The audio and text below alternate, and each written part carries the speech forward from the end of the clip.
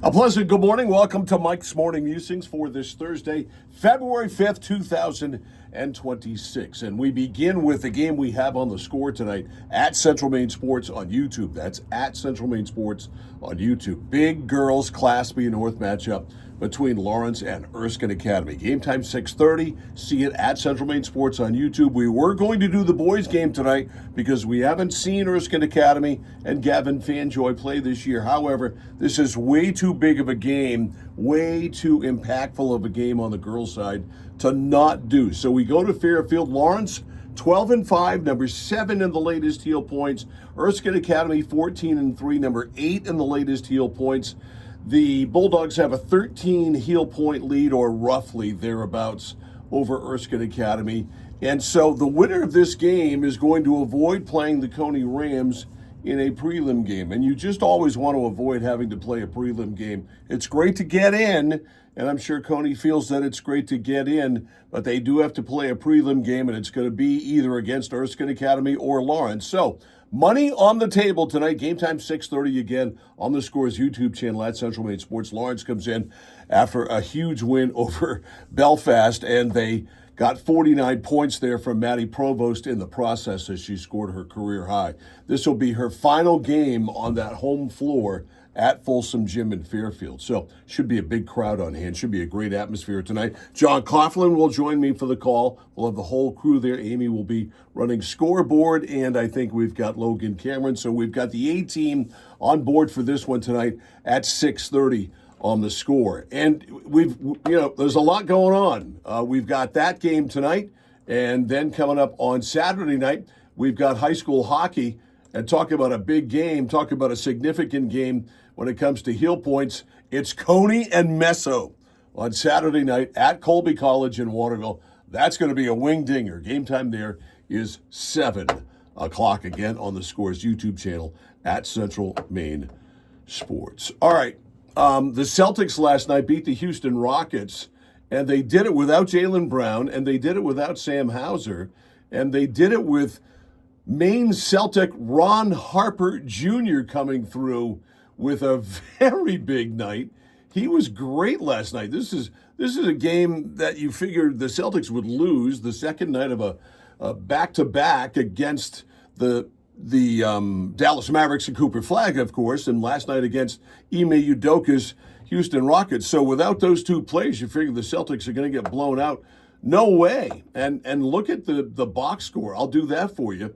Derek White had 28. Peyton Pritchard had 27. Baylor Shireman had 15 points. He starts now. He is going to start, or has been starting, with the trade of Anthony Simons. And off the bench, Peyton Pritchard, 27 points in 33 minutes. So very productive. But Ron Harper Jr., fresh from the Maine Celtics, 33 minutes in his first NBA start. He was ready to play. He had 11 points and 9 rebounds. The Celtics were plus 16 with him on the floor. So they're doing a great job down in Portland getting the Maine Celtics ready to play against the big boys. All right, we lost a great one yesterday in the world of sports. Mickey Lolich died yesterday. Mickey Lolich, the portly, we'll call him, left-hander of the Detroit Tigers, died at the age of 85. The Tigers said that Mickey Lolich's wife told them he died after a short stay in hospice care. An exact cause of death was not provided. Mickey Lolich was a terrific pitcher for the Tigers, and in the 1968 World Series, for you youngsters out there, Lolich pitched in 3 games. He finished with a 3-0 record. He finished with a 1.67 ERA. And he threw complete games in every single one of them, including the 7th game on 2 days rest against Bob Gibson. And he won the game. I can see that pop up right now. And I can see Bill Freehand catching it right now, and then Lolich jumping in Freehand's arms as the Tigers celebrated coming back from 3-1 down. So I mentioned Mickey Lolich for that momentous accomplishment, but he was a hell of a pitcher. This guy, in his career, 1, 2, 3, 4, 5, 6, 7, 8, 9, 10, 11, 12, 12 straight years. He pitched 200 innings or more. Now guys pitch 100 innings or more.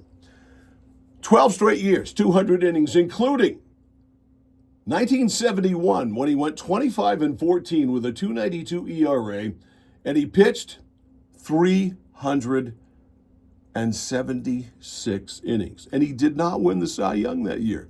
Vida Blue won the Cy Young that year. Mickey Lolich picked the wrong year to have the best year of his career. He won 22 the following year for the Tigers.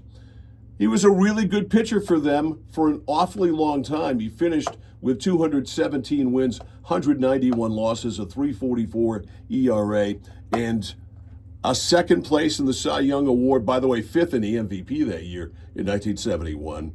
And he finished third for the Cy Young in 1972 for the Tigers. Just a great pitcher. I, as a young baseball fan, I was 8 years old during that 1968 World Series, and I really actually remember it really well. Lolich was absolutely magnificent. For you kids out there, go to Baseball Reference and look up the numbers, and go to YouTube and watch the performance. The whole game is on YouTube of Mickey Lolich, who later, after he retired, became a donut maker. So how fitting for a fat guy to retire from baseball and become a donut maker. He was a beloved figure, as all members of that 68 Tigers team were and are. Willie Horton had a very gracious message in remembering Mickey Stanley on social media yesterday. So Mickey Lolich. Mickey Stanley, I think, still alive. Mickey Lolich, gone at the age of 85. See you tomorrow.